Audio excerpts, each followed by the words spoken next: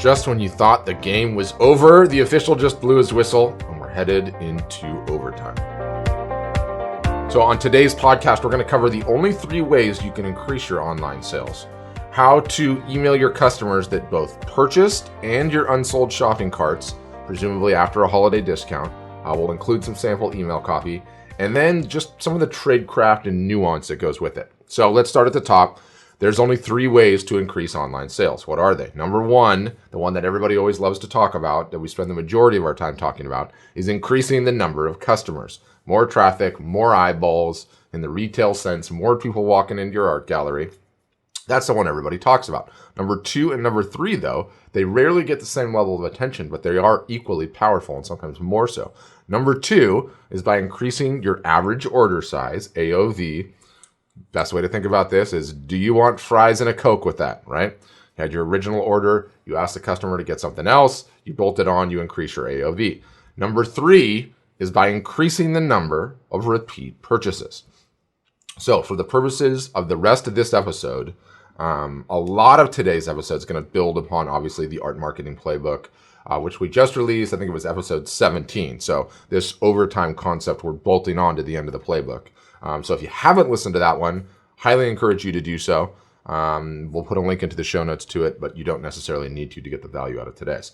So let's assume you have a website, and you have a website that is equipped to sell art online, meaning you have a shopping cart that takes credit cards. You can audit your transactional data as well as your unsold shopping carts. If you don't, the 21st century is calling. Pick up the phone and answer, please. You need one. So I'm going to assume that is the case. But don't worry if you don't. There's actually going to be parts of this technique you can use, even if you're completely selling all of your art offline. So a holiday, and let's also assume a holiday just went down. You ran a marketing campaign and sale. At the time of recording this, it's been Black Friday and Cyber Monday, right? We just got through that turn. But whatever holiday that just finished, it works whenever you're listening to this. So the number 1 group that we're going to talk about are those that placed an order during your holiday sale. The number 2 group that we're going to talk about are those that added an item to their shopping cart and then bounced and left your site without purchasing. So those are the 2 groups that we're going to address. So first, let's talk about group number 1. These are the folks that placed an order. So just to further set this up, they placed an order, and let's stick on the Black Friday, Cyber Monday. So during your sales period, however long it was, somebody came and they placed an order. So here we are a couple of days after Cyber Monday, let's just say, and let's say our buyer's name was John. I immediately send John an email and I say, hey, John, I just wanted to thank you again for your purchase. It means the world to me. As a way of saying thanks, I wanted to present you with an additional offer. For the next week, take 30% off on any additional purchases. Whether you're Christmas shopping for yourself or others, the least I can do is offer an even bigger discount as a way of saying thanks for your patronage. So I've attached a few images of some of my best sellers. The deal expires Sunday at midnight. I appreciate you tremendously and hope you have a wonderful holiday season. Patrick. P.S. Can I ask how you heard about me? So that would be the sample email copy that I would use, but I want to break down some of these elements. Number 1, saying thanks. That's always a good idea, right?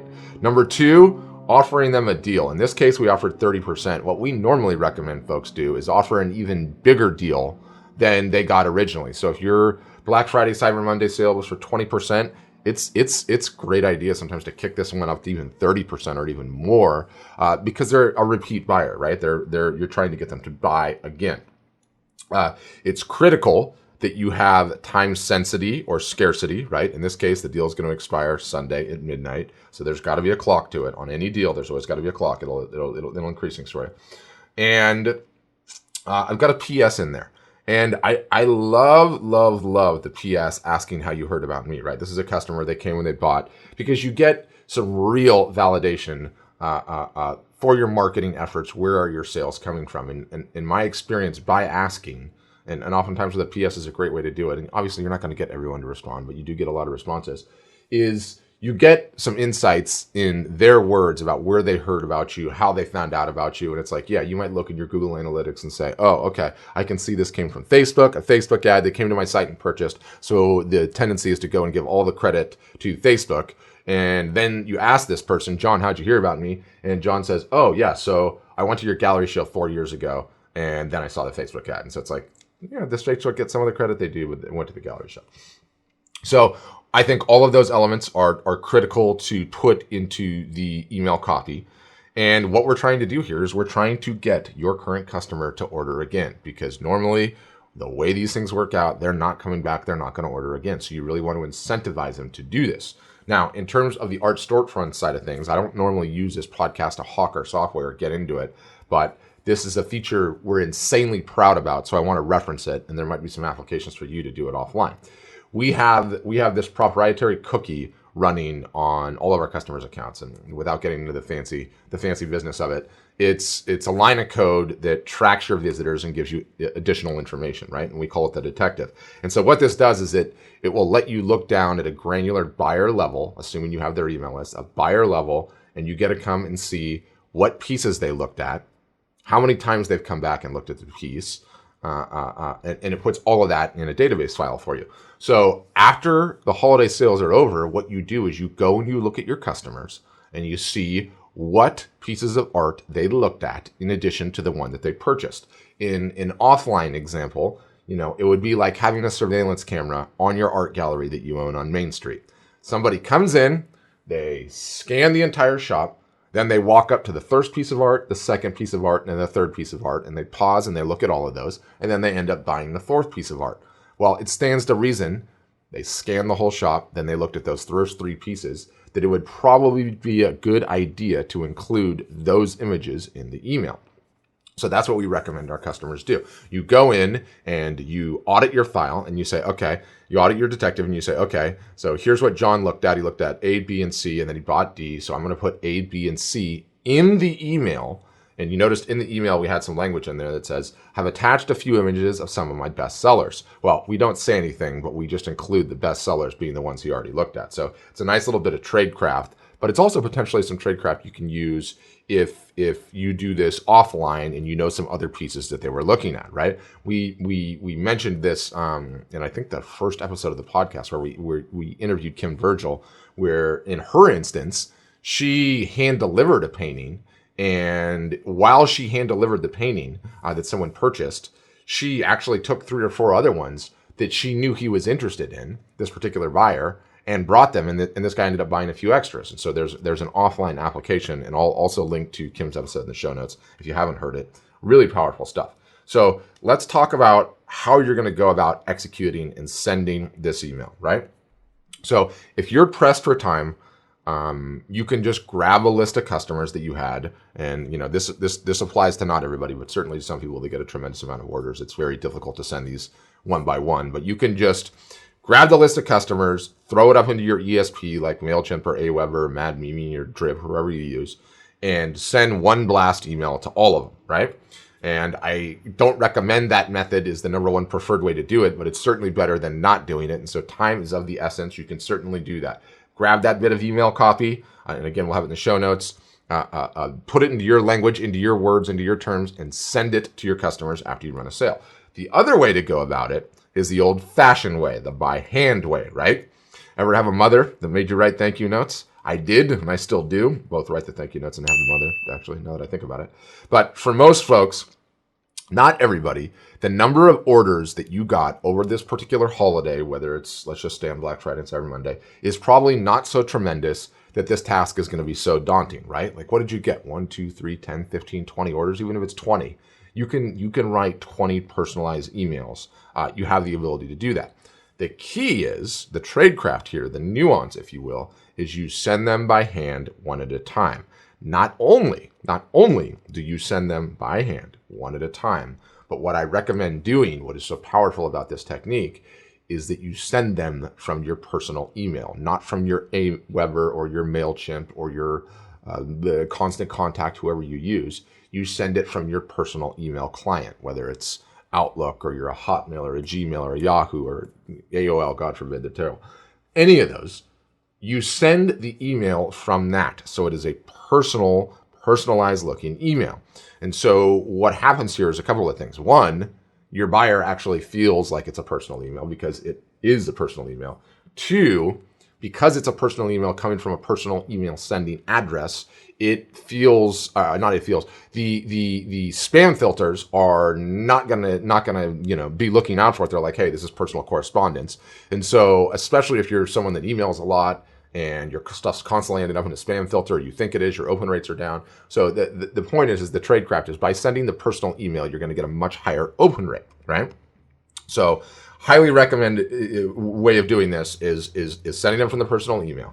And, I think the biggest bonus that nobody ever talks about in all of this technique. So now we've got a customer, we've gotten an order, we're creating an additional discount for him, we're sending him an email, we're sending him a personal email, and all of that is amazing, right? And we're asking how he heard about us. And so even if he doesn't want to order, potentially we're going to get that feedback piece. So all of these are tremendous parts of this technique, right? But the biggest bonus that nobody ever talks about is you send these personal emails, and oftentimes this is just such a fantastic way to actually start a relationship with whoever your buyer might be. There is like such a tendency in this digital inured, walled-in digital world that we live in where everything gets relegated to a social follow and a transactional email that your shopping cart software sends. And maybe you send a thank you note at Christmas time, but so rarely do we engage in actual correspondence and relationship building. It doesn't default to that anymore. And so sending this type of email from your personal account really does give you a genuine opportunity to strike up a conversation and start having an actual one-to-one relationship with somebody. I mean, this buyer might just buy again and again and again for the next 20 years. I mean, how long do you intend to be an artist selling art online, right? It's for life. I mean, this particular buyer might have people over to his house for dinner. They might just ask about your piece on the wall. That buyer might just beam with pride and say, "Yo, yeah, it's a phenomenal piece. I actually know the artist. We've been corresponding quite a bit. We're good friends," right? So it's just a tremendous opportunity to build a relationship. And I think that's one of those things that doesn't get talked about, anywhere near often enough. So that's how you handle the customer portion. Okay. So now for number 2, we're going to get into the unsold cart portion. So if you have an e-commerce software, a platform, they pretty much all show you the unsold carts, right? So somebody came to your site, they got your holiday or marketing, right? They saw their discount or they hit your site, whatever they did. They came, they looked at a piece of art, they picked the size, they picked everything else, the substrate, and they put that thing in their cart, and right before the time to pull out the credit card, they left. They bounced, right? So you also have an opportunity after the sale to go after these folks. And so again, let's put an email together. So what I would say in this type of situation, "Hey, John, saw you had an image in your cart over the holidays." I would insert this image in the email with a link to the product page where you have that email, where you have that image, right? Okay, so let's get back to it. "Hey, John, saw you had an image in your cart over the holidays. Not sure whether you were just kicking the tires or close to buying it and got distracted by the holiday craziness. Regardless, I figured I would reach out and give you another shot at the piece if you did want it. So I'm extending that same holiday discount, and the discount's going to expire Sunday at midnight. I just wanted to say I appreciate you, and I hope you have a wonderful holiday season, Patrick. P.S. Can I ask how you heard about me?" So again, let's break down the elements of that email, right? You're taking the exact item and or items they had in their cart, and you're linking to them in the email itself, right? Like, in our first option, we were a little bit sneaky. If we knew which pieces they looked at, we didn't necessarily reference it. But in this case, he put something in his cart. He put something in his cart. It's okay to put those images in the email, and show them, right? Again, we're going to add in the time sensitivity, the scarcity, like deal expires on Sunday, right? And then again, the PS. So the 2 emails between the 2 are extremely, extremely similar. And then when you go to send, again, you're in the same bucket. Now, the added to cart volume will likely be much higher than the actual sales volume. So depending on what kind of an artist you are, what kind of, if you're doing prints and you're high traffic, or, if you're smaller, you're in the same situation, right? So if you've got 250 add to carts, you're probably not going to want to send 250 individual emails, although I highly think you should. You might want to just load them up in bulk, throw them in your ESP like MailChimp or whatever, and send out one blast to all of them. which is, again, it's better than not doing it, significantly so. Obviously there's some systems that automate this, but I prefer the by hand version. It's just more personalized. But again, the ideal way to do this is the one-on-one personalized email for all the same reasons that number one worked so well, right? Starting the conversation, avoiding the spam filters, and really focusing in on relationship with the people that are your potential customers or close to it, right? These are incredible. That's an incredibly impressive digital signal to latch onto. I mean, not only did they come to your site and not bounce, not only did they come to your site, not bounce and stick around for a while, they came to your site, they didn't bounce, they stuck around for a while, they put in an email address to get access to the piece and have it in their shopping cart, and then they bounce. So there is no better person for you to be having a conversation with after the fact, because they've shown so much interest. Now, this technique, as we've highlighted it, as we're calling it overtime to the playbook, the best thing about it is that it's holiday agnostic. You should run it after every single solitary big sale you have, whether it's Black Friday, Cyber Monday, the Christmas sales and New Year's sales, or the made-up sales for whatever reason that you're having one. And, it is just so often glossed over and not done, and so incredibly powerful. Now, what I want to say, summing things up about this episode, is in episode 17, again, link in the show notes, we've gone over the holiday art marketing playbook, right? This is, a bolt-on in addition to the holiday art marketing playbook, but it's all part of the same playbook. And so both of these in conjunction can be used at any time throughout the year when you're having a sale.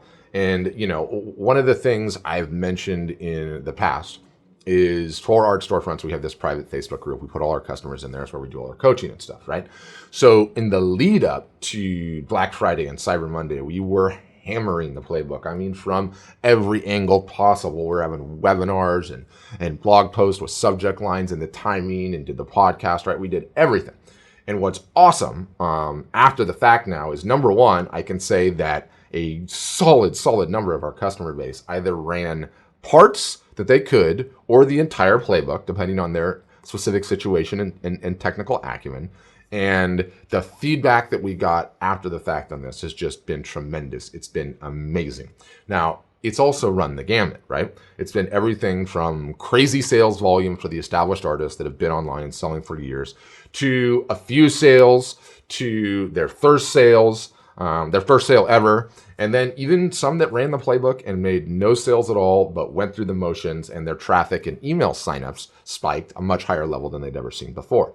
And I love reading and seeing all of that, and I really want to riff on some of this stuff quickly, because I think it provides some tremendous context. Oh, and I would even say, some folks fell completely flat on their face, pulling their hair out, losing their mind, but they did run their first Facebook ad, or they did send their first email broadcast in MailChimp, right? So most important to keep in mind with all of this is the context. And first, I'd like to say, it's probably one of the most important parts of this entire playbook, and discounting whenever it is, during holidays or otherwise. It's less about how skilled you are at running the playbook, and instead, it's what you've done all year long to work up to the holidays, right? In the sports and the playbooks lexicon/analogy I was on, summer bodies are made in winter, right? Or another way to think of it is that the work you put in the off season determines how well you play in the game. So what does that look like in our context, in our example? It's like, you gotta be romance marketing your audience throughout the year. You need to be building the know, likes, trust factor all year long. You do that by storytelling, without selling, across the digital platforms, and it changes everything. And it's not that it just gives you the audacity to ask for a sale, right, with the coupons and everything else during the holidays, but it just makes folks amazingly receptive to your sale, because you've done that work all season long. And I think, some of the feedback that we got in our Facebook group was like, I went through all of that. I learned all those steps, and it was so hard, and I was pulling my hair out of my head, and I did it, and I didn't sell anything.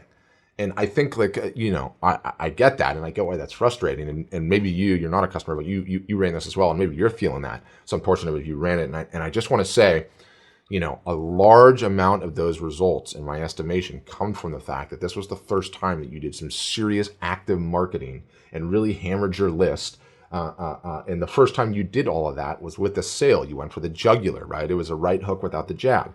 So I think that's some really, really important context in there. It's just never a recipe for success to do that.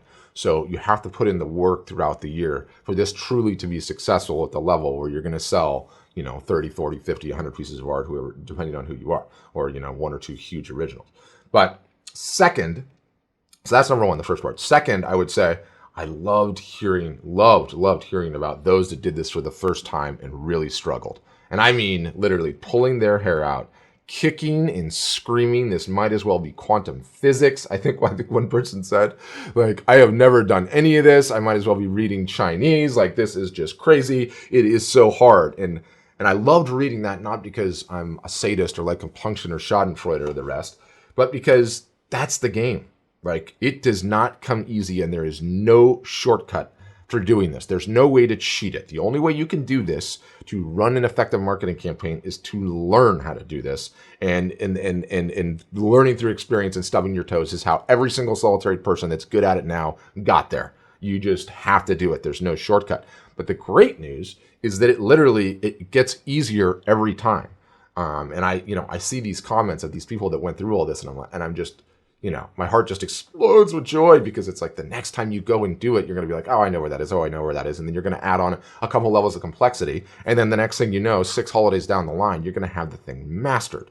So, there are multiple opportunities throughout the year to run the basics, right? To run this operation, and it's never going to change. I don't care if we're coming up on Christmas, or if you're doing like a made up holiday a la Prime Day, or you're just having a discount because you feel like it. Like, these same principles apply, and they just work. And so I think that's the big picture belief that we have, certainly as a company, but even just as a marketer. I mean, this just works 100% of the time. It's tried. Like, crazy disruptions of history and technology aside, this is going to be a foundational part of your business for the rest of your career selling art online. It just is. And so I believe it is extremely worthwhile to invest in learning the playbook and gaining the experience, if you're just going to continue to go back to the well year after year and year after year for the next 20 years and probably beyond. And, I'm dead serious when I say that. And it's almost industry agnostic too, right? Like, I had one guy in the Facebook group say, I just got started. I'm trying to sell my photography, and I ran the whole playbook, and it didn't do a damn thing for me. Like, I didn't make a single solitary sale. And then he goes, but I ran the same playbook for my other business, and it completely kicked butt. And so, I say that to say, whether you're selling art or whether you've got some other business, it doesn't matter. Whether it's selling software like us, we are all at war for attention. That's it. You want to sell more than you did last year, more than you did the last holiday, more than you did last quarter? Do you want to make more money? Do you want to potentially quit your job or just increase your income, period? How much of a sales pitch does that sound like?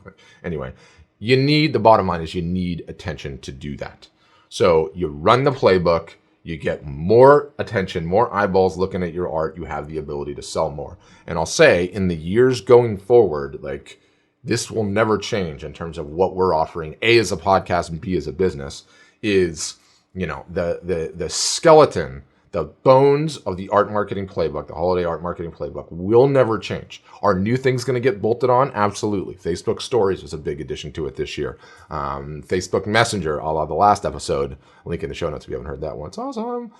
Is going to be in there as well. And we're going to come into the tactics. But so some things, some services and apps and channels are going to fall off, and some new ones are always going to come on. But the bones, the structure of the playbook is not going to change. So we really believe that it's just it's foundational. It's a foundational part of your business. So I just wanted to say all of that feedback and everything else, that no matter where you're at on that scale, if you're just getting started, if you're really rolling, if you've mastered it, I believe the investment in getting good at it will pay dividends for years and years and years to come in your art business. So you're going to hear us continue to hammer it. So for as long as you're listening to this podcast, we're going to just keep adding on to it, adjusting it, and making it better. So yeah, it's awesome, the playbook. Let's get into some fan love. And so I've got here from Jennifer Melee, artist and teacher, left us a review on iTunes, 5 stars. This podcast is super motivating and much needed relevant art biz strategies. She says it's clear, concise, and always keeps my interest. The short and sweet strategies and metaphors make understanding the business of art realistic, exciting, hopeful, promising, as well as humbling, which I think is an important balance. And it goes on, and this is an awesome one. So thank you very much, Jennifer. By the way, checked out your website really quickly by Googling you, and I see you're on Squarespace, which is great, but you do not have the Facebook Pixel installed. Jennifer, got to get that Facebook Pixel installed. So thank you to Jennifer for leaving the review. And for all of those that have left reviews in the past, if you are enjoying the podcast, are getting some value out of it, we'd really appreciate you if you'd leave us a review on iTunes. That's how people discover us.